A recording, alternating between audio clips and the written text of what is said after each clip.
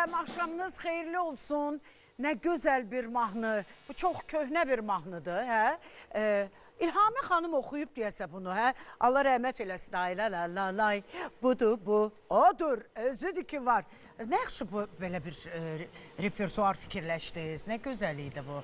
Öncəliklə efir qarşısında olanları salamlayıram. Əleyküm Sizləri salam. salamlayıram. Var Gələn olasınız. qonaqlarımızı salamlayıram. Bu, bəli, düz vurğuladınız. Köhnə bir Köhnə mahnıdır, hə? Bəli. Emin Sabitoğlu'nun sözləri də Zeynal Cabbarzadənin. Nə gözəldir.